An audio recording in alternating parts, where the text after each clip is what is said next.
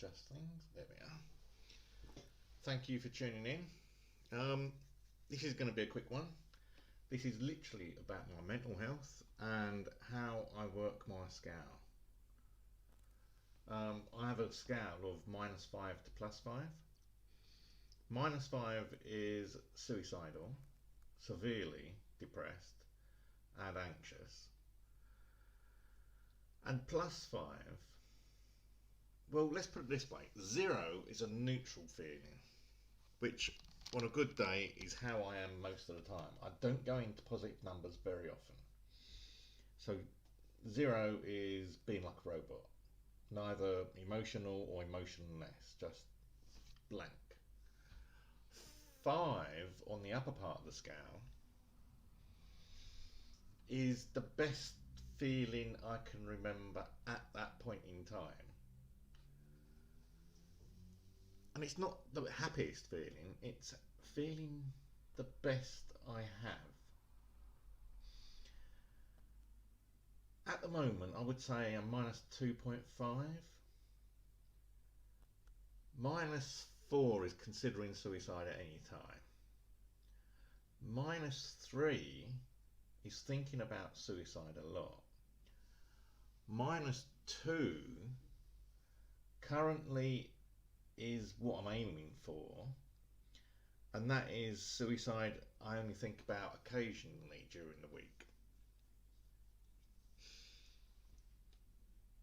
Needless to say, I'm in between 2 and 3. I'm 2.5, 2.5-ish today, and that's mostly when I get interactions from other people, especially authoritarian people. For instance, I had an email today that was from the local mental health team, and it was for another patient, and they sent it to me in error, as though I was a consultant.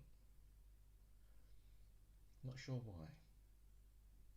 So I've emailed it back and copied in my consultant and just said it doesn't make any sense to me. So that's put me down. I was at -2 until I got that, then it's a -2.5. The scale itself is a non-linear scale as well. The point I'm on is like a magnifying glass, like one of those crystal balls. If you put a crystal ball over the -2.5 point, the 2 and the 3 get further away and the whole line compresses. So +5 is even further off than it would be if it was on 2. It's non-linear, it's like stretchy. So to get to a 2 or to get to a 3, or a -2 to a -3, is a very big gap. Except if you go into a 3, then it gets smaller, the distance between 3 and 2. It's very hard to explain. The easiest way I can explain it is if you've ever used an on-screen magnifying glass, and the way it sort of expands the little section that you're at. It's that sort of thing. It isn't linear at all. Life isn't linear. Time is sort of linear, but I've got other thoughts on that. I'll raise that on my other channel. So that's how I've been using this system for about 2 to 3 years now. I developed it myself, and it was mainly so that when doctors or consultants or therapists asked me how I was, I could give them a proper definition of how I was. Not, I feel okay, or I feel good, or I feel bad, or I feel depressed. It means nothing. My scale gives you a reference, at least. It's easy to use. All you've got to do is think of when you're emotionless as 0. Think of the happiest moment you can think of as +5, and that means that everyone's scale is proportional to the same effect. But my happiest memory, that recent memory, might not be as happy as your happiest memory. So your highs will be higher. And your lows might be higher too. You might never get to -5 feeling depressed. Your lowest point might only be -2 or -3.